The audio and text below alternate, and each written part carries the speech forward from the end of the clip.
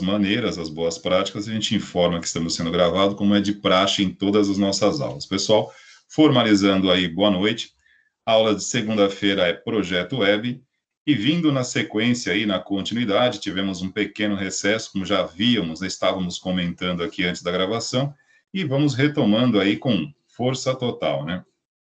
Para a aula de hoje, para quem leu aí a chamada no canal, vamos falar sobre banco de dados, né? A escolha do banco de dados, né? Esse assunto a gente costuma deixar aqui para, quer dizer, deixar não, né? Faz parte das bases tecnológicas do terceiro módulo, porque a gente acredita que a essa altura do campeonato vocês já estejam, né?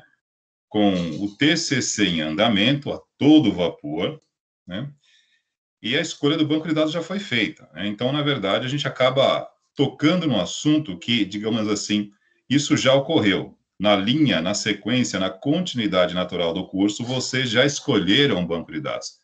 Enfim, e acredito que já esteja em andamento. Mas, como temos isso aí nas bases tecnológicas, vamos falar a respeito da escolha do banco de dados, deixando claro que, né, da mesma maneira que em projeto para a web, nós definimos a melhor forma de desenvolver uma aplicação para a web, e vocês desenvolvem esta aplicação nas aulas voltadas para código para linguagem, o mesmo ocorre aqui em relação ao banco de dados. Nós vamos analisar, comentar a respeito das diversas tecnologias, conceitos, porém, vocês têm uma disciplina que, se não me falha a memória, pelo menos era o professor Evert que lecionava banco de dados. Não sei se ainda é. Foi com o Evert que vocês tiveram banco de dados? Turma? Estão me ouvindo aí?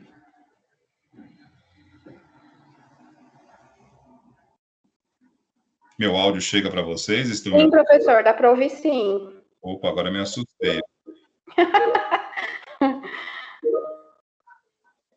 Deixa eu perguntar, foi o professor Evert que passou para vocês banco de dados no segundo módulo, ou foi outro professor? Não, foi outro professor, foi o Bozo, né? Ah, o Anderson Bozo, tá ok, tá ok. Isso, ele que tá com a gente desde o semestre passado. Perfeito, vou deixar aqui meu abraço para o Bozo, faz tempo que eu não vejo. Então, vamos lá, pessoal, a aula de banco de dados de vocês será com o Anderson, que, como diz o professor Marcelo, vamos fazer justiça ao Bozo, como são dois ex, é Botzo, mas, como ele mesmo já disse, ele já acostumou, acho que desde a infância, a ser chamado de Bozo. Como não faz parte da era de vocês, né, eu acho que vocês não sabem nem do que eu estou falando. Bozo era um personagem infantil dos anos 80, era um palhaço, né? Que para vocês aí, geração mais recente, talvez nem saibam quem foi o Bozo, mas tudo bem. Só citando aqui, porque ele mesmo, o professor Ubotsu, que foi nosso aluno na FATEC, ele já se acostumou com o Bozo, né? Mas tudo bem. Então, a aula de banco de dados ocorre com o professor Bozo, ou Botsu. Aqui nós vamos falar sobre as tecnologias e aquela que melhor se encaixe ou se encaixaria nas pretensões do projeto de cada um de vocês. Como disse, raciocinando novamente, a essa altura vocês já escolheram e estão desenvolvendo, mas vamos abordar o assunto aqui, tudo bem? Então, vou compartilhar minha tela, eu tenho aqui uma apresentação, metade do assunto está numa apresentação, e outra metade está no site aqui do DevMedia, que tem alguns conceitos sobre bancos de dados que a gente tem que levar em conta, tudo bem? Então, vamos lá, vou compartilhar minha tela aqui com vocês. Para quem chegou depois aí, boa noite. Compartilhando a tela, minha imagem sai. E vamos ao banco de dados.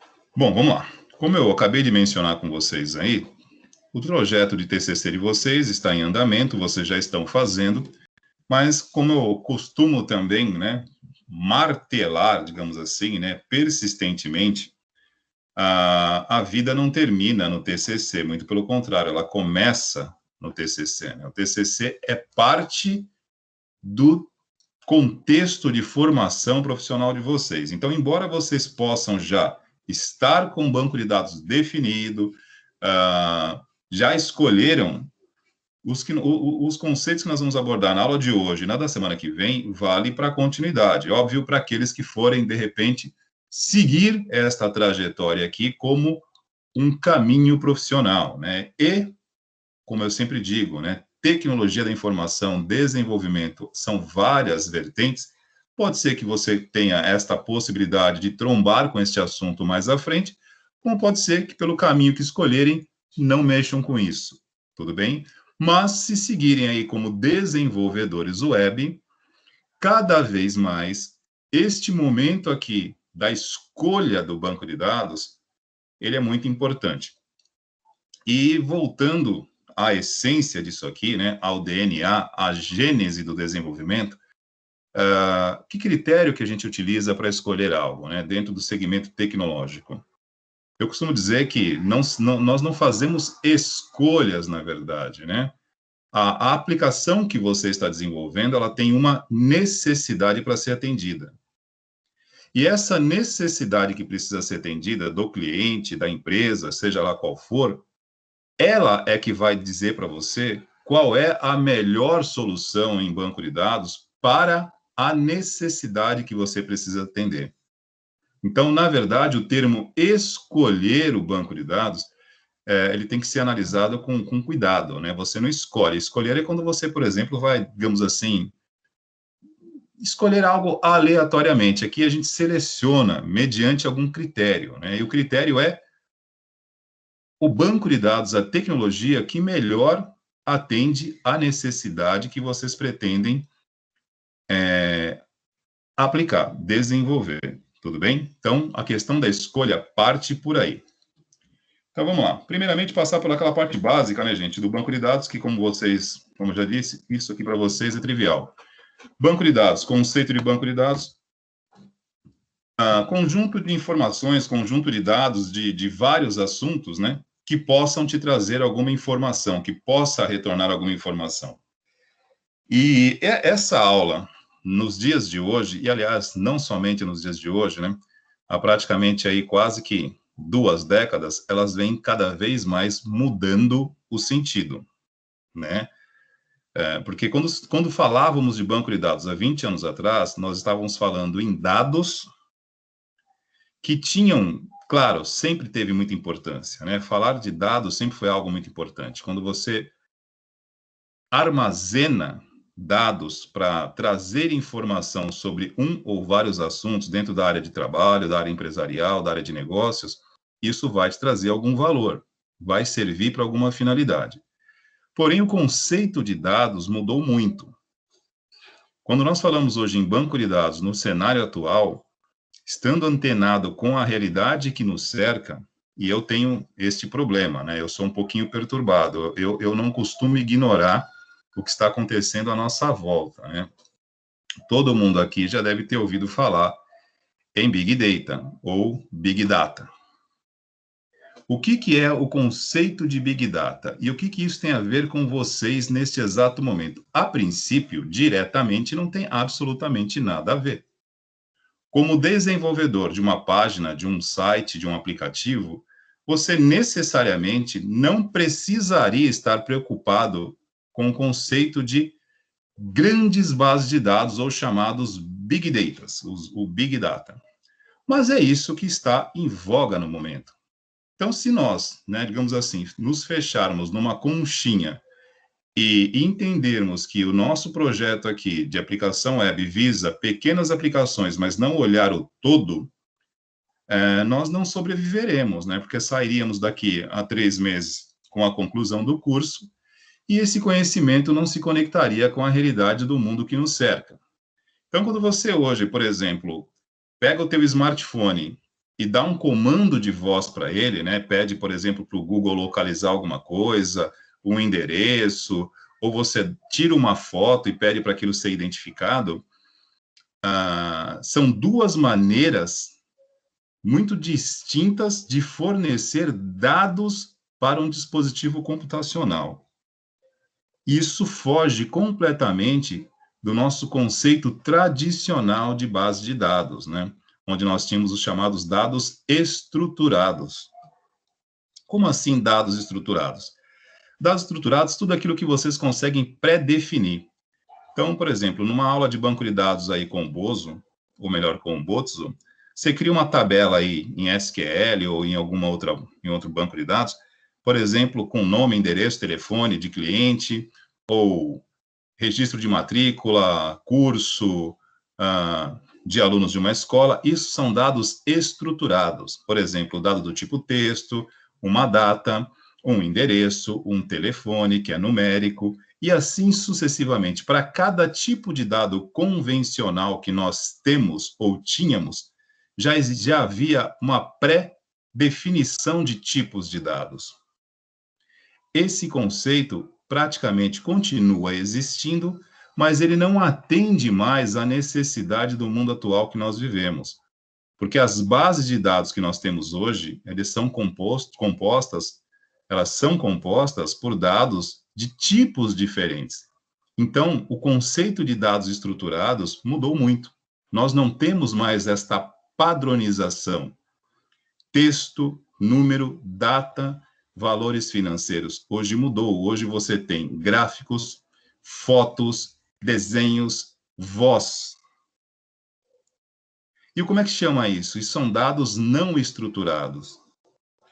E esse universo novo, que não é tão novo, compõe o universo do chamado Big Data, que é um termo bonito, né, que está em voga aí já há um bom tempo, que vem ganhando cada vez mais volume pela convergência. Todo mundo está conectado e todo mundo, ou grande parte das pessoas ao redor do mundo, tem acesso a essas tecnologias e vai alimentando, fornecendo cada vez mais dados, para que você chegue e possa dar um comando de voz para um assistente de voz como a Alexia do Amazon, ou a Siri da Apple, ou no caso aqui, o próprio assistente de voz do Google.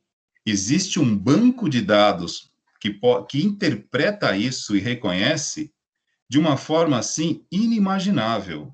Uma voz um comando de voz, uma palavra que você digita, ou melhor, que você fala, esse reconhecimento da voz, para que isso seja armazenado, interpretado e reconhecido como uma função para o sistema te retornar um valor, olha, vocês não fazem ideia do grau de profundidade e de rotinas e procedimentos que isso exige. Isso é praticamente uma graduação de 5, 6 anos para entender e explicar o conceito e o funcionamento detalhado e profundo de como isso funciona. O valor retornado para nós em termos de versatilidade, comodidade, é muito bom. Né? Você poder falar e o dispositivo compreender a sua voz. Esse recurso chama-se processamento de linguagem natural, que eu não quero entrar nisso agora, eu estou apenas exemplificando como os bancos de dados hoje são muito mais amplos. E como o universo que a gente está pensando ainda em sala de aula, para essa realidade que o mundo vive hoje, está bem pequenininho. Né? Para que a gente possa atender esta necessidade, ou melhor, essas necessidades que não é uma, são várias, nós precisamos remodelar tudo que nós temos em termos de bancos de dados. E isso não está pronto, tá, gente? Isso não está definitivo. Esse tipo de conceito, né, de Big Data, de bancos de dados com dados não estruturados, que recebem textos, que recebem vozes, que recebem fotos, imagens, e conseguem ser processadas, identificadas e retornar valor para as pessoas.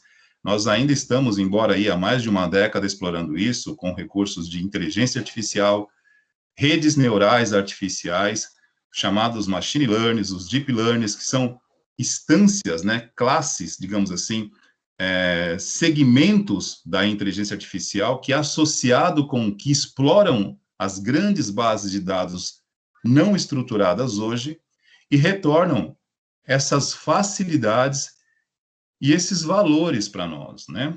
Porém, Imaginem o trabalho que dá para projetar algo desse tamanho. E não é apenas uma questão de proporção. Quando eu digo tamanho em relação à capacidade de reconhecer dados de origem, formatos e tipos diferentes e conseguir identificar. Será que quando alguém, estou citando este exemplo aqui para vocês, para tentar compartilhar, externar com vocês o caminho que nós temos que percorrer no futuro, para quem for trabalhar com base de dados, porque não há como fugir do chamado Big Data. Uma aplicação que não reconheça a voz é uma aplicação que não vai mais ser útil. Então, por exemplo, se uma aplicação que nós desenvolvemos hoje, ela interage apenas com mouse e touchscreen, ela atende, mas para que ela seja, digamos assim, parte integrante desse momento de funcionalidades, de comodidades e de versatilidades, ela precisa estar preparada para responder e receber esses outros tipos de dados não estruturados. Mas calma, estamos num curso técnico e estamos caminhando na medida, digamos assim, na proporção de um curso técnico. Eu estou trazendo essa realidade para vocês, para que abra esta portinha, né, este horizonte na cabecinha de vocês, para vocês perceberem que há algo muito maior do que aquilo que a gente enxerga hoje. E não apenas por uma questão de tamanho, dimensão, mas em termos de funcionalidade. Tá? E pegue um país com dimensões continentais como o nosso, onde você tem, por exemplo, uma sociedade, uma população que reside, por exemplo, no extremo sul do país, tem, digamos assim, uma forma de se comunicar, tem uma entonação do nosso idioma, né, com os chamados sotaques, completamente diferentes, por exemplo, de uma sociedade, de uma população dentro do mesmo país, mas que viva numa região completamente diferente, distante daquela. Já visto aqui, estou citando o sul do país e o norte e nordeste. Quando você dá um comando de voz, por exemplo, você mora lá em, sei lá, Santa Fé do Sul, Santa Catarina, ali próximo já com o Rio Grande do Sul, não tão próximo. Será que um comando de voz dado por alguém nesta região tem o mesmo som, a mesma expressão fonética que alguém pronunciando a mesma fala no norte e nordeste? E como é que o sistema pode processar ambos e conseguir reconhecer e entender que se trata da mesma ordenação, da mesma palavra? Então, estou só citando uma problematização aqui para que vocês possam perceber que este simples processo de emitir um comando de voz para o smartphone de cada um de nós aqui, isso exige, um grau de estrutura, de processamento, de programação com linguagem de alta geração aqui, que trabalhe com inteligência artificial, combinando com Big Data, e é uma quantidade de rotinas e complexas tão profundas, que é melhor a gente nem se preocupar tanto assim com isso, mas é só para que vocês saibam que isso está ocorrendo. E é isso que faz com que toda a tecnologia que nós temos à disposição, elas ganhem o quê? Voltando à palavra funcionalidade. Mas que para isso poder continuar funcionando, todos os bancos de dados, ou, digamos assim, boa parte deles, a maioria deles que estão disponíveis hoje, já precisam ser pensados para, se não for atender diretamente esta necessidade, porque não é tão simples assim, mas que pelo menos saiba que isso existe e que deixe ali uma possibilidade futura de se comunicar com isso. Você pode até não desenvolver, mas você tem que colocar uma abertura para que você possa se comunicar com esse tipo de banco de dados e também obter valor. Quando eu digo obter valor, não estou falando de dinheiro, gente, obter valor no sentido de ter retorno em termos de funcionalidade, para que o seu banco de dados, a sua base, o seu site, o seu aplicativo possa lidar com esses tipos de dados que hoje, digamos assim, eles pavimentam o futuro da base de dados, da toda a tecnologia que nós temos e teremos daqui para frente. Dados estruturados do tipo número, texto, alfanumérico, string, esse tipo de dado vai acabar? Não, não vai acabar. Mas eles cada vez mais serão substituídos por dados não estruturados. Olha a diferença de comunicação entre a geração de vocês, a minha e a dos meus pais. Eu já uso muita imagem, eu já dou comando de voz, por exemplo, no smartphone, não gosto de fazer isso no notebook, eu não deixo habilitado aqui o Cortana do Windows, tá? Mas é um processamento de linguagem natural, trabalha com esse tipo de coisa também, porém, deixa a máquina um pouquinho lenta, eu não gosto. Mas estou dizendo que são recursos que estão aqui há muito tempo, e à medida que o tempo vai passando e os bancos de dados têm sido... Opa, alguém quer perguntar alguma coisa?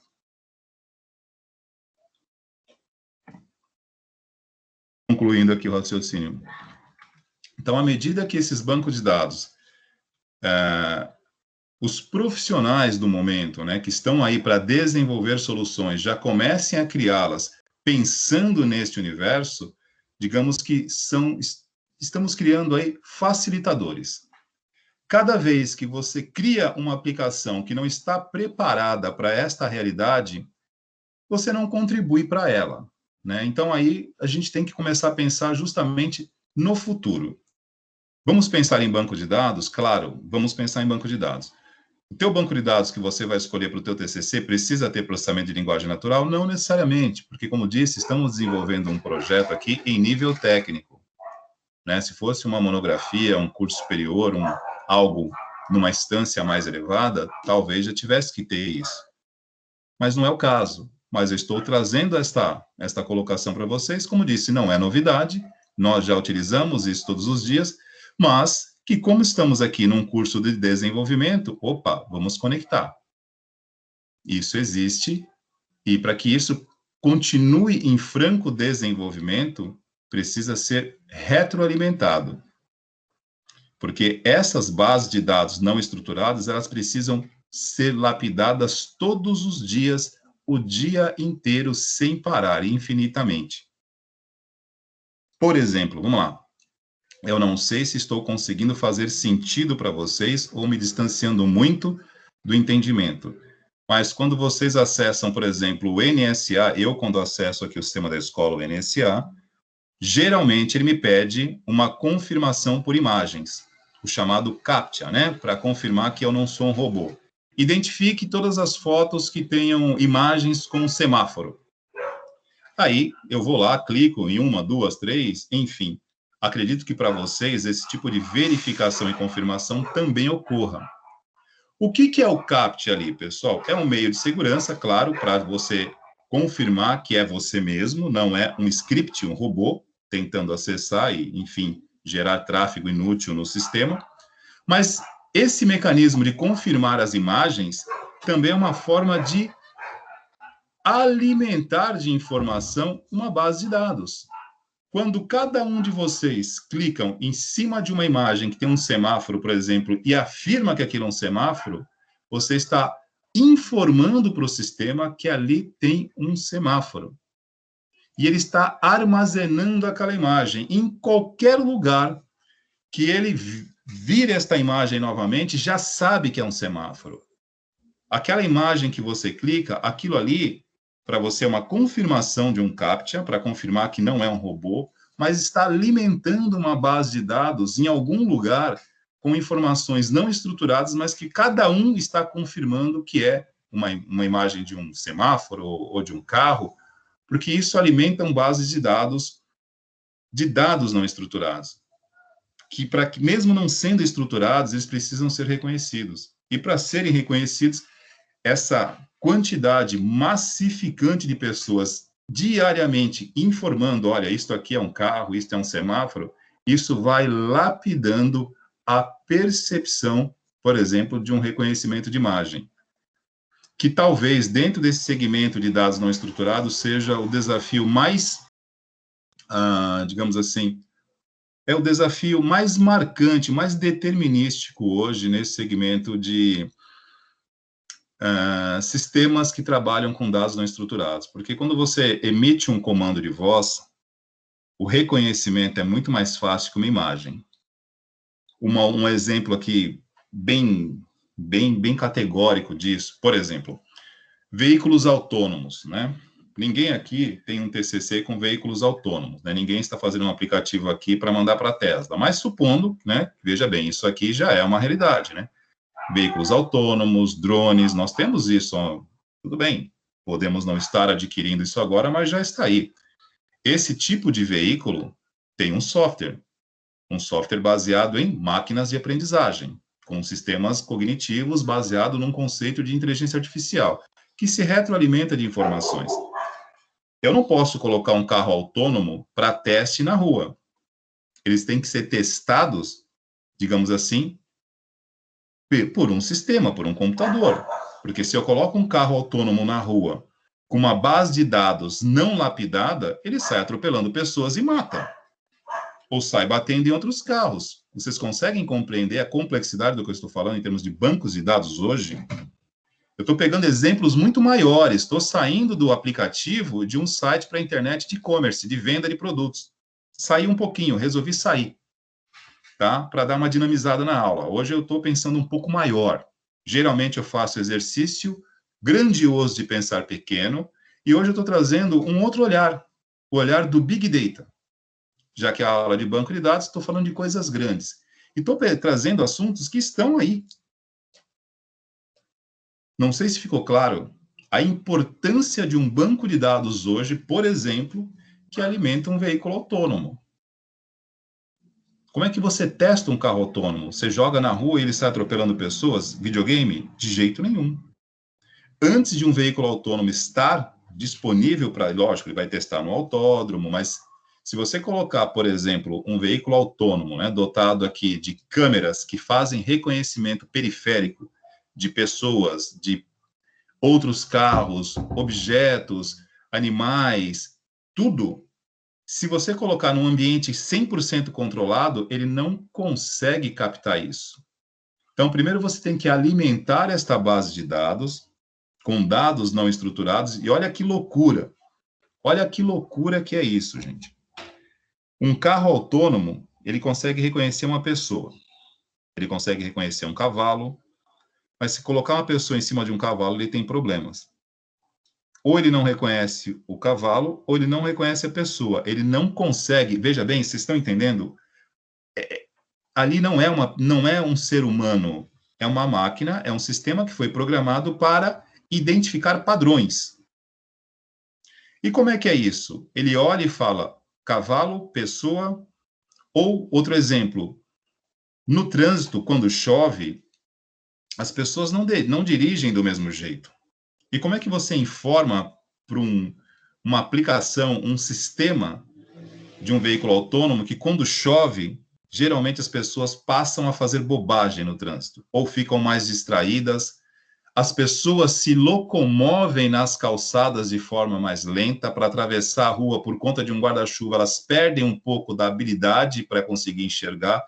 Eu não sei se eu estou fazendo sentido em termos de explanar aqui a complexidade que os dados não estruturados em bancos de dados no chamado Big Data, o quanto isso já está impactando na nossa vida. Um veículo autônomo identifica a chuva e identifica uma pessoa. Se ele identifica uma pessoa parada na chuva, ele não sabe entender por que a pessoa está parada na chuva. Ele não entende isso. Esse é o tipo de definição que um veículo autônomo ainda não tem. E é esse desafio que ainda, digamos assim, de vez em quando ocorre algum probleminha. Né? Como entre nós acontece probleminhas. Nós não somos sistemas, não somos códigos, né, de computador, somos analógicos, mas nós temos uma percepção maior. E mesmo assim, por uma distração, atender uma ligação, ou, por exemplo, mudar uma faixa de MP3 no som automotivo, te distrai, você pode bater o veículo.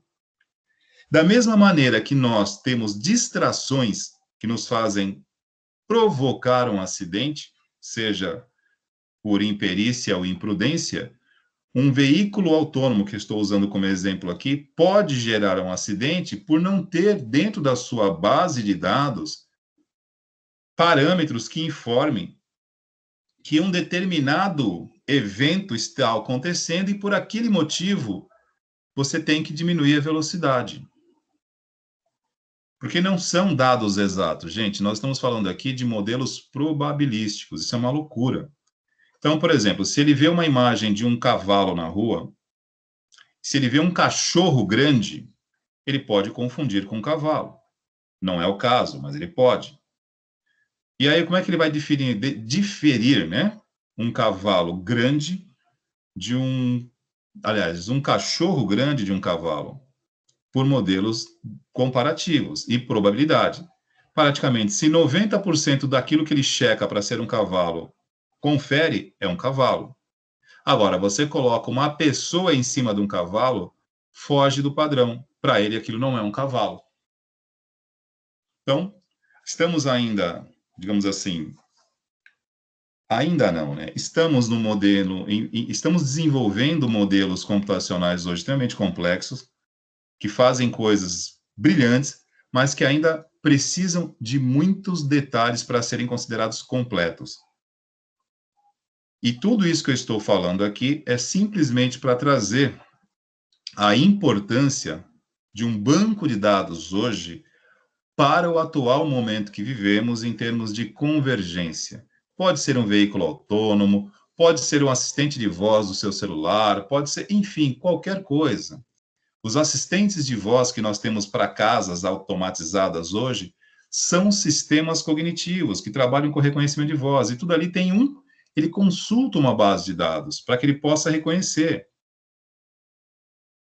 Então, falarmos hoje de banco de dados sai um pouquinho desse universo de banco de dados BD, tabelas, chave primária, chave estrangeira, modelo de entidade e relacionamento e Go. Não é só isso, tá ok, gente? Então, eu fiz só eu dei uma implementada aqui, não para complicar, mas só para mostrar para vocês que estamos vivendo um momento onde as informações estão num patamar muito, mas muito mais amplo do que a gente simplesmente tem no que estamos fazendo por aqui. Beleza? Então, vamos lá. Banco de dados, coleção de dados aqui, né? Todo conjunto de dados que te traga informações sobre um ou vários assuntos, ali você tem um banco de dados. É uma coleção de dados estruturados, né? Sob base de dados estruturados, que lhe retornam informações sobre um ou vários assuntos. Isso é o conceito clássico de banco de dados. SGBDs, que é um acrônimo aí de Sistema de Gerenciamento de Banco de Dados ou Sistemas Gerenciadores de Banco de Dados, né? O Sistema Gerenciador de Banco de Dados, ou os SGBDs, eles são o quê? Os softwares. São os programas que vocês utilizam para fazer o acesso e o gerenciamento das bases de dados. E aí é que entra, digamos assim, o lado não de escolha, como eu disse no início da aula, né, que acho que eu vou até mudar aquilo ali, tirar a escolha, porque dá uma certa subjetividade, né, e não é subjetivo, é objetivo. Você escolhe o seu sistema de gerenciamento de banco de dados, não porque simplesmente você gosta mais ou menos, é porque melhor atende a necessidade que você precisa solucionar, tá ok? E nós temos inúmeras opções hoje no mercado, né? Enfim, as mais tradicionais aqui, o SQL, Oracle, que, enfim, posso dizer que a Oracle está para banco de dados, assim como a Microsoft está para software, gente, para sistemas operacionais. Para quem conhece um pouquinho, já está aí, digamos assim, já pesquisa um pouco a respeito de bancos de dados corporativos, a Oracle, ela é, digamos assim, tradicional, tem aí um know-how, enfim. Acredito eu que a maioria de vocês esteja utilizando para os TCCs o SQL, correto? Acredito que sim. A Axis aqui é uma solução, digamos, há quem nem considere, né, o Axis um banco de dados, e sim mais uma aplicação de médio porte, né, mas ele é um gerenciador de banco de dados, né, que geralmente a galera gosta de rotular, né, com uma certa de forma pejorativa o Access como sendo ali um dos, digamos assim, faz parte daquele conjunto, né? Access, Excel, PowerPoint e tal. Então, o pessoal olha com um programinha, né? Mas, vamos lá, para pequenas aplicações, para pequenas, ele quebra um galho, mas para algo corporativo, para um grau de segurança, de implementação um pouquinho mais sofisticado e mais profissional, realmente não se utiliza. E o MySQL, que a gente precisa tomar um certo cuidado, mas isso não é para agora, tá, pessoal? A gente fala nas próximas aulas aí, que é a parte de integração. Hoje nós estamos falando sobre o conceito de banco de dados voltado para esse universo de web e de um modo geral, porque não estou falando só de web, acabei de citar exemplos aqui usando assistente de voz e veículos autônomos. Podia pegar qualquer outro tipo. Peguei dois que, enfim, são geralmente assuntos, né? Que gera assuntos, gera artigos, monografias, e está, digamos assim, em alta, né? Digamos assim, está valorizado. São temas que nesse momento estão aquecidos, né? Falar de veículos autônomos, veículos com tecnologias alternativas, embora ainda sejam inovação extremamente caros, né? Para que isso esteja realmente, não digo ao alcance, mas popularizado para que estatisticamente tenha algum peso, né, digamos assim, na sociedade, ainda demora um pouquinho. Por enquanto, é realidade de alguns privilegiados, porque é algo ainda muito, mas muito caro, né? Não está em fase de testes ainda. Mas tocamos no assunto. O objetivo da aula de hoje aqui é nós pensarmos na maneira como vamos escolher esse banco de dados, né? Ou a tecnologia que vocês vão utilizar. Eu citei como exemplo aqui a funcionalidade e a versatilidade nessa funcionalidade. Citei o reconhecimento de voz, tá? Mas nós temos outras questões também em voga no momento, né? De forma bem urgente, que não é apenas a questão da funcionalidade, que é a função da garantia, da confidencialidade. Como é que você escolhe um banco de dados hoje para montar uma aplicação para web, que é a internet, obviamente, que é uma interconexão de várias redes, sem observar o critério segurança? Segurança. Reparem e relembremos aqui, né, que o objetivo dessa aula de projeto é pensar, colocar variáveis aqui para que a gente possa discutir, ou melhor, refletir sobre. Quantos de vocês aqui escolheram uma base de dados ou uma ferramenta para gerenciamento de banco de dados e tiveram como critério a questão da segurança, protocolos de segurança? Alguém aí teve este olhar? Alguém se lembrou desse detalhe? Se não se lembrou, deveriam ter lembrado, gente, que a segurança da informação hoje não é também novidade. São assuntos que, paralelamente à formação de vocês, complementa, né? Então, assim, desde a ferramenta que você vai usar para banco de dados, que, enfim, deve ser segura, o servidor que você vai utilizar para hospedar este site, esta aplicação, também deve ter uma avaliação nesse contexto. Então, isso é um assunto que eu também estou tocando aqui para critério de escolha de banco de dados. Eu acabei de citar aqui dados não estruturados, que hoje, praticamente, já é a maior parte dos dados fornecidos para bases de dados. Se no passado os dados que compunham um banco de dados eram 100% estruturados, porque eles nem funcionariam se não fosse, hoje isso já se inverteu.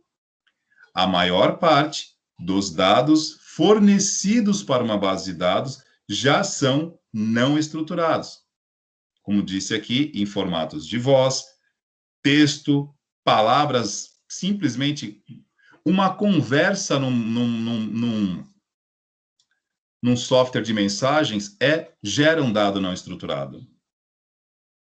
Quando você está num atendimento online, por exemplo, num chat para consultar uma dúvida, você entrou em contato com uma loja, teve um problema, precisa solicitar uma troca, se o sistema for um sistema inteligente, aquela conversa está sendo monitorada, seja ela por uma ligação de voz, mas se for também através de um chat, a conversa ali digitada, toda aquela troca aquele diálogo digitado ali entre as partes, aquilo também é armazenado, aquilo também gera dados.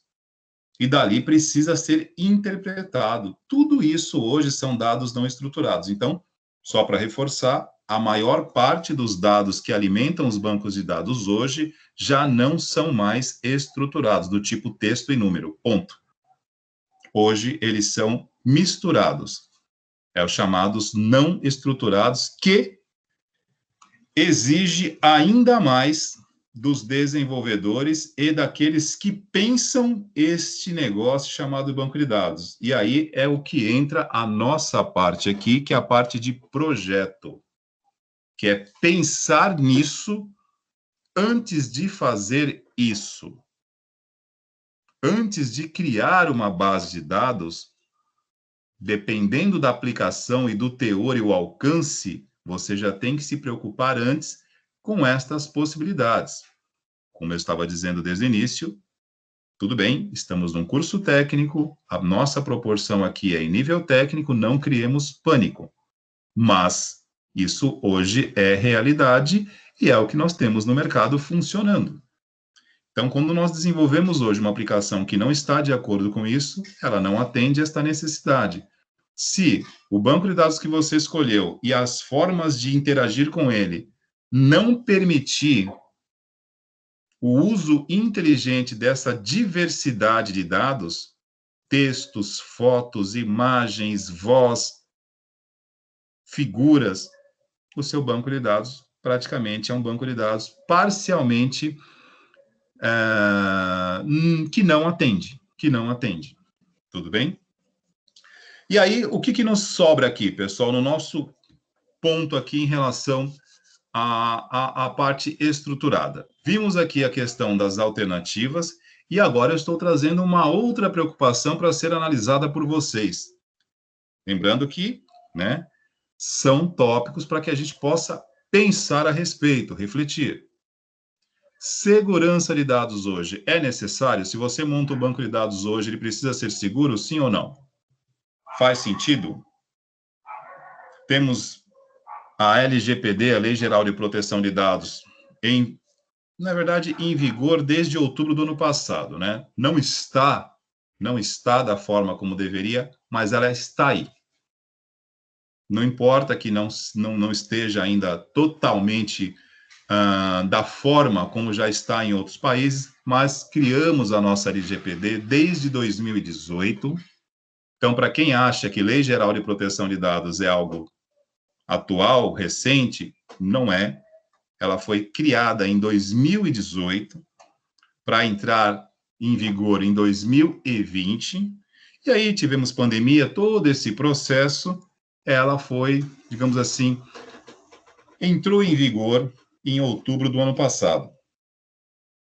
E aí, novamente, eu pergunto pela terceira vez, né? Se você montou uma base de dados e em nenhum momento a questão da segurança foi critério, então,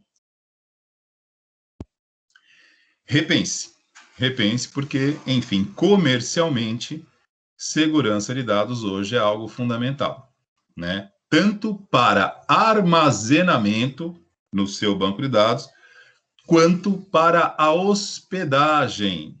Porque um dos assuntos aqui que nós vamos tratar com vocês, acredito que ainda não a semana que vem, mas a outra, é a escolha do provedor. Aonde eu vou hospedar o site do meu cliente? Qual critério eu escolho, eu utilizo para definir um bom servidor de hospedagem? Preço, espaço, conveniência ou convicção? Se para a base de dados nós já temos hoje uma complexidade de assuntos que estão aí nos, digamos assim, não digo cobrando, mas nos colocando a pensar um pouco mais sobre a flexibilidade do que o nosso banco de dados vai receber, a hora de escolher o servidor que vai hospedar a página, eu não posso me ater também apenas ao valor da hospedagem, pelo amor de Deus, cavalheiros e damas presentes aqui. Que senão a gente não vai a lugar nenhum, gente. Se vocês forem escolher apenas pelo valor da hospedagem, aí complica um pouquinho, né? Para quem já fez esse trabalho alguma vez, né? Eu não sei se vocês têm que hospedar o TCC de vocês. O processo de hospedagem consiste primeiramente em registrar o domínio, que é o nome, né? O endereço do site da aplicação que você está desenvolvendo, www.algumacoisa.com.br. Você registra o domínio e depois você precisa escolher um site, um servidor para hospedar. Algumas empresas hoje, boa parte delas já reúne, né, agrupa, agrega essas duas funcionalidades. Oferece o serviço de registro e já oferece também a possibilidade de hospedagem, que também você não escolhe apenas, digamos assim, você não faz uma aposta, né? Porque, como eu sempre digo, quando você escolhe sem critérios, isso se chama aposta. E aposta é jogo de azar. Quando você tem uma necessidade para ser atendida dentro de um projeto, onde foram definidos parâmetros claros para serem atendidos, então você, na verdade, não escolhe, você simplesmente deduz, conclui. É algo formado por uma série de parâmetros que foram definidos antes. Por isso que isso aqui não é teoria de sala de aula. Quando você cria um projeto, que como já falamos aqui inúmeras vezes, projeto significa planejar à frente. É você estabelecer os passos que você dará, escolhendo a melhor forma de fazer algo antes mesmo de fazer isso. Isso diminui a sua margem de erro, isso diminui o tempo que você precisa corrigir isso depois. Isso, no universo dos negócios, chama-se eficiência de recursos. Você desperdiça não, né? Você despende menos tempo e consegue obter um retorno um pouquinho mais rápido. Para quem assistiu a palestra sobre DevOps há cerca de 2 ou 3 semanas atrás, com um colega Israel, né, ex-professor aqui do Centro Paula Souza, não sei se foi no DevOps ou foi na parte de segurança, né, que nós comentamos com o palestrante a respeito do chamado desenvolvimento ágil, né? O que é o desenvolvimento ágil? O desenvolvimento ágil é uma metodologia de desenvolvimento de projetos hoje que consiste simplesmente no desenvolvimento quase que instantâneo, né? E aí, vamos lá, né? Deixa eu tomar cuidado com as metáforas aqui para que vocês não me entendam mal, né? Não existe desenvolvimento instantâneo, tá, gente? Nenhum projeto é leite, adicione água, mexa e beba, não tem isso. Mas o desenvolvimento ágil, ele tem mais ou menos essa característica do projeto estar sendo, digamos assim, desenvolvido e entregue para o cliente em praticamente 2, 3 meses. Eu não vou dizer para vocês que eu não acredito nisso, senão eu estaria sendo extremamente retrógrado aqui e estaria contrariando a essência do nosso trabalho, que a tecnologia visa sempre viabilizar processos, otimizar esses processos, torná-los mais eficientes e melhores, né? Mas o que nós temos visto, e assim, tudo aquilo que surge de metodologias, de tecnologia, quem já é um pouquinho mais antigo dentro desse cenário, e me encaixo nesse perfil, porque eu estou nisso aqui desde os 12 anos de idade, eu gosto de tecnologia, gosto de inovação, sou muito a favor de coisas novas, mas é importante a gente observar, dar um tempo para ver esta ferramenta, esta solução em ação, para que você possa fazer uma avaliação dos resultados. E aí, né, o que nós, digamos assim, não vou me rotular aqui como um dinossauro tecnológico, né? Mas eu acompanho e eu posso observar muitas vezes algumas discussões mais ideológicas do que tecnológicas entre, né, um que defende uma linha, outro que defende outra, e parece algo meio que como se fosse uma ideologia política, né? Onde você discute ideias e parece que deixa de prestar atenção no mais importante, que é o resultado de tudo isso. Sabe, independente de ser A ou de ser B, metodologia ágil, metodologia linear, tradicional ou clássica, veja bem, o rótulo, o método é importante? Sim, mas observemos o resultado disso na prática. E aí a gente consegue avaliar se esta metodologia, com o passar do tempo, se consolida como uma solução viável e que realmente funciona. E aí aquilo que a gente tem que tomar muito cuidado, principalmente nós que somos mais tradicionais, porque ser tradicional não significa ser retrógrado, ser congelado, mas é você ter esta, digamos assim, serenidade. Observa. O desenvolvimento ágil, ele tem uma característica que fica muito clara para quem é desenvolvedor clássico. Você não para desenvolver na íntegra um grande projeto. Você vai de quase que automático para o desenvolvimento. E aí surge uma outra questão. Você entrega o projeto para o cliente em um mês, 2 ou 3, mas você passa 6 meses corrigindo isso depois e entregando de tempos em tempos novas versões, os chamados deploys. E aí a pergunta que fica é essa, né? Você entrega uma solução para o cliente em 2 meses, chama isso de desenvolvimento ágil, perfeito, é ágil. Só que você dispara uma atualização por dia, corrigindo fragilidades que passaram pelo pente fino do desenvolvimento, da análise, do projeto. E aí a gente volta ao de sempre.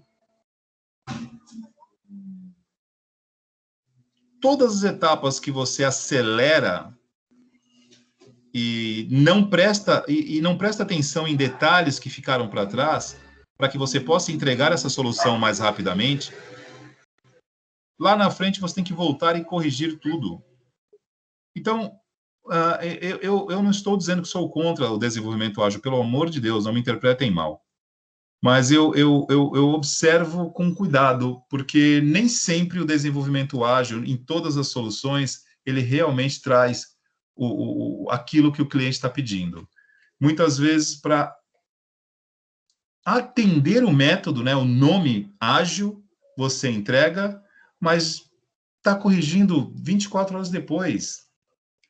Então, são momentos, são tendências, né? Não estou dizendo que está errado, mas que cabe essa reflexão. Não sei se vale você entregar tão rapidamente e ficar corrigindo todos os dias. Talvez se você parasse para desenvolver um projeto com mais precisão, não teria que ficar fazendo correções depois da implementação. Porque cada correção para tirar uma fragilidade é a mesma coisa que você, né, acompanhar uma campanha na mídia de um fabricante de veículos que, por exemplo, está chamando os proprietários para trocar peças, que por algum motivo não está de acordo, que não está atendendo, que pode gerar algum incidente ou algo do tipo. Então, ou seja, no fundo é uma falha, né? Então, quando você gera uma atualização para corrigir, você está corrigindo uma falha. Falha essa que passou pelo projeto. E que passou pelo projeto, mas que você atendeu uma metodologia. Você simplesmente tinha um prazo para cumprir aquilo, 2 semanas, 1 mês, 2 meses, você cumpriu, mas teve que corrigir depois. Então, enfim, voltando aqui para banco de dados, pessoal, eu citei aqui algumas situações, falei de desenvolvimento ágil, falei de bancos de dados no conceito atual do chamado Big Data, chamado Big Data ou Big Data, né, numa pronúncia mais aportuguesada, simplesmente para que a gente possa conectar o assunto da escolha, da seleção do banco de dados, sempre olhando para estas vertentes. Banco de dados que seja possível, em algum momento, trabalhar com esses dados não estruturados, que possa ter essa vertente, esse viés de conseguir também oferecer um acesso, uma integridade aos dados que estão ali, ou seja, segurança, e que lide bem, na medida do possível, porque, como eu disse, né, a metodologia ágil está aí, é algo que hoje no segmento de desenvolvimento é algo consolidado, mas que tudo isso tem que ser pensado em todas as etapas. Então, na hora da seleção do seu banco de dados, você procurar escolher alguma coisa que não deponha contra uma dessas áreas que você precisa estar antenado hoje. Big Data, segurança e o desenvolvimento ágil. E só para deixar aqui uma pulguinha, né? Na verdade não é uma pulga atrás da orelha, tá, pessoal? O MySQL, ele praticamente, pouquíssimos lugares está se utilizando MySQL hoje, tá? Ele é considerado meio que, na verdade, o MySQL, o SQL normal, tá? O SQL Server continua sendo usado aí tranquilamente, extremamente seguro, clássico, acho que o SQL Server, juntamente com o Oracle, aí eu posso dizer que tem praticamente hegemonia de mercado. Mas o MySQL, ele tem hoje algumas fragilidades, né? Porque ele deixou de ser atualizado, né? Então, para aplicações comerciais hoje, o MySQL não está se utilizando mais, tá, gente? Não, por conta de algumas questões de atualização que acabam deixando margem em relação à segurança. Então, não está se utilizando mais na forma comercial. Tudo bem? Deixa eu parar aqui, porque senão eu fico falando direto e vocês dormem aí e eu estou aqui. Opa, deixa eu só ver aqui o chat de vocês aqui. Estou vendo aqui as colocações aqui do Arthur. Acho melhor demorar 3 meses para criar o programa e ficar mais um quarto mês para a correção de erros. Veja bem, Arthur, vamos lá. Agradeço você pela interação aqui, porque assim eu posso também, né, tenho como parametrizar a aula, para que eu não fique apenas expondo a aula. Eu acho legal quando vocês fazem as perguntas, né? No caso aqui, Arthur, a questão da metodologia ágil não tem muito como você escolher, tá? Vamos lá.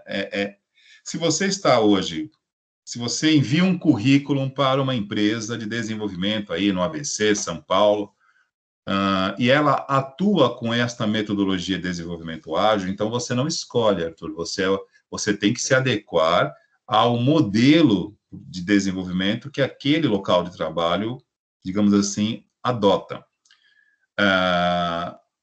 É uma tendência na área de desenvolvimento no mundo todo, o chamado desenvolvimento ágil, né, que é uma metodologia, que tem como característica, para quem já é mais antigo na área, simplesmente passar não um pente fino no projeto e análise, é um pente, digamos assim, mais largo, onde alguns detalhes passam direto durante o projeto e a análise, mas que depois, quando você implementa o teu sistema, a sua aplicação, esses probleminhas surgem e você já começa a disparar as atualizações com correção. E isso ocorre hoje, inclusive, até mesmo com o sistema operacional, né? Quantas atualizações o Windows ele disponibiliza corrigindo fragilidades?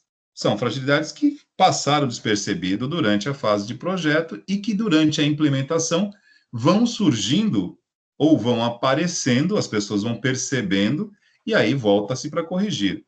O desenvolvimento ágil eu acho um pouquinho mais alarmante pelo seguinte, porque algumas soluções são rápidas demais, e aí você realmente, para quem está nesse segmento já há um tempinho, assusta, né? Você fala, porque como é que você consegue desenvolver uma aplicação desse porte, né? Porque algumas são muito grandes, num tempo tão curto. Mesmo que você já tenha módulos prontos de outros serviços, de outros projetos que você já desenvolveu, e o grande conceito de linguagem orientada a objetos, né, que você pode implementar módulos de outras aplicações, né?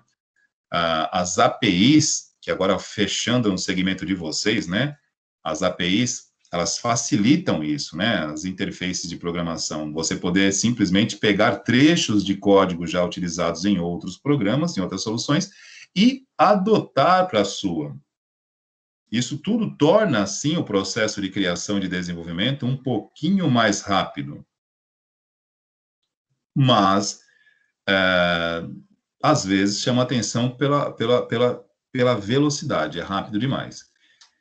Como no passado, né, por exemplo, eu tive um professor de faculdade que ele era programador da prefeitura de Cubatão, isso faz muito tempo, né? E ele fez um sistema da Secretaria de Saúde de Cubatão, isso há mais de 20 anos atrás, que ele levou quase um ano para desenvolver, né? Para os dias de hoje, né, aí a gente também tem que fazer um meio termo aí, né? Eu acho que o desenvolvimento ágil, ele impõe desafios, porque, claro, o mercado, né, digamos assim, a sociedade, ela está rápida, ela está, o mercado, de um modo geral, ele acompanha o comportamento social. Então, todo mundo quer uma solução para ontem, né? Então, a metodologia ou as metodologias ágeis, elas vêm para complementar ou para atender uma necessidade do próprio mercado. Então, quando você pega um projeto para desenvolver de uma organização, uma multinacional, que tem uma dimensão e um porte muito grande, é difícil você enxergar ou acreditar 100% que você consegue desenvolver algo numa proporção tão grande, num espaço de tempo tão curto, e que aquilo não vá gerar erros para serem corrigidos depois. É nesse sentido que a gente tem que olhar com certo cuidado, né? E quem for atuar nesse segmento, prestar muita atenção nisso, né? Por outro lado, também, eu acabei de citar como exemplo aqui, o meu professor de faculdade na época, né? Que desenvolveu um sistema para a Secretaria de Saúde de Cubatão, isso anos 90, né? E ele demorou um ano para desenvolver esse sistema. Para o mundo atual que vivemos, você desenvolver uma aplicação no período de um ano também não dá.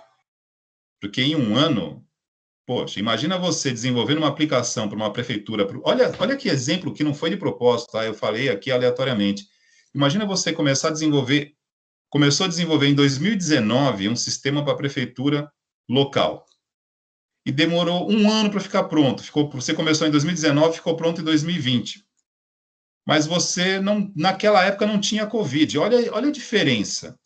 Em um ano surge uma pandemia com primeira onda, segunda onda, e tudo isso são parâmetros para mostrar para todos nós aqui que tudo bem, o desenvolvimento ágil ele é complicado, assim, em termos de velocidade demais assusta, porque aumenta a margem de erro, mas, por outro lado, também, no mundo cotidiano que nós vivemos hoje, contemporâneo, você desenvolver uma solução em 6 meses, ou melhor, não precisa nem ser um ano, vai em 6 meses, a realidade do mundo já mudou, as necessidades do teu cliente também já mudaram, e você, como pessoa, muitas vezes, em 6 meses já não é mais o mesmo.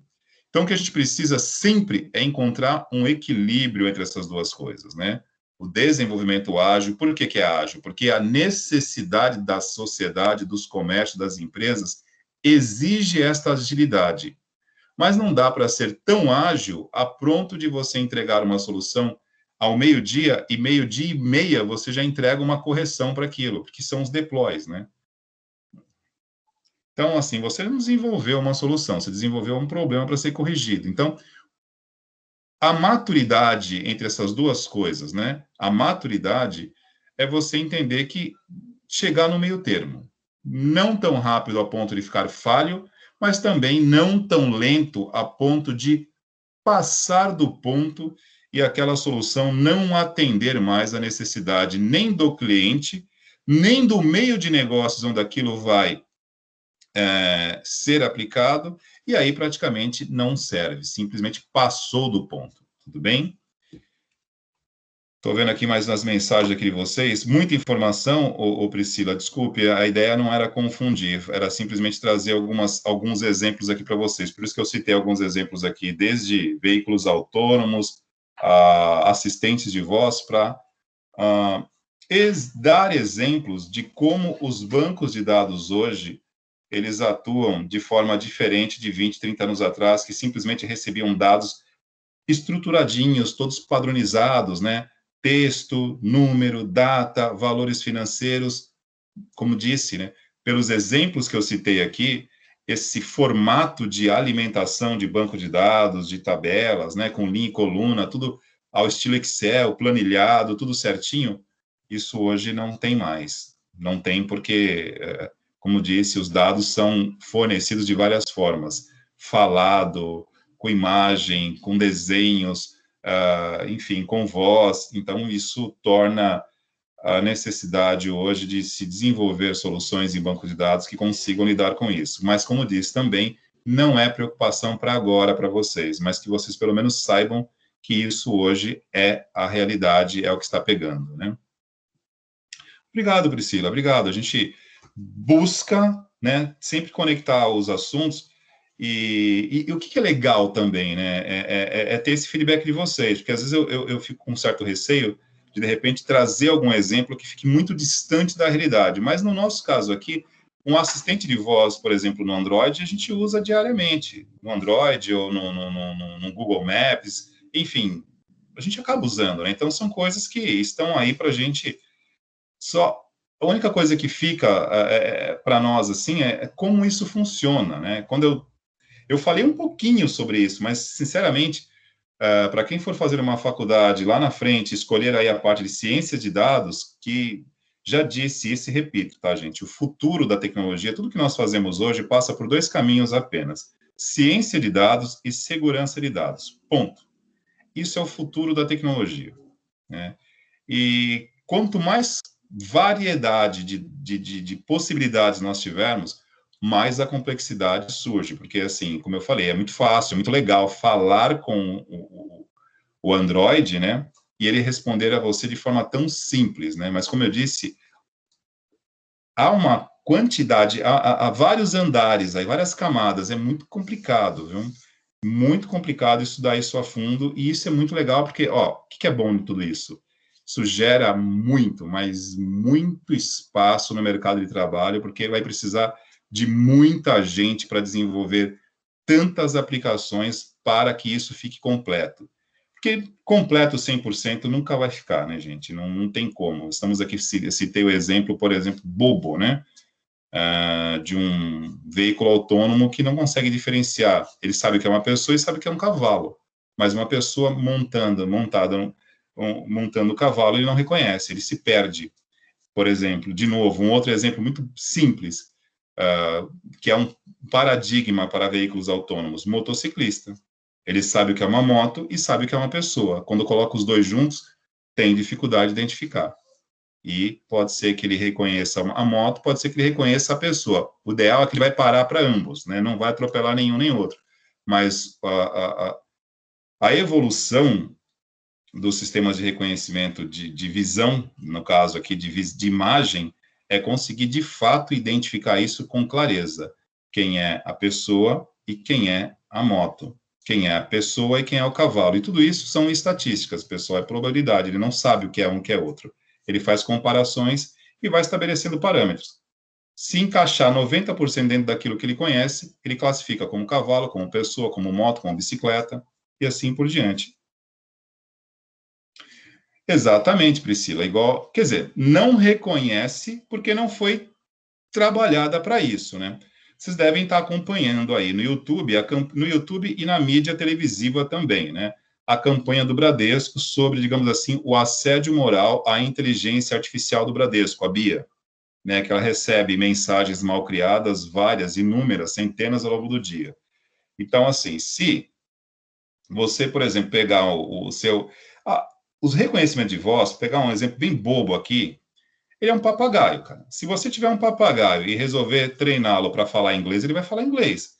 Se você colocar o papagaio dentro de um jogo do Corinthians, lá no Itaquerão, ele vai sair de lá poliglota. Ele vai aprender todos os palavrões possíveis e imagináveis de A a Z. Tudo bem que num jogo de 90 minutos ele não vai memorizar tudo.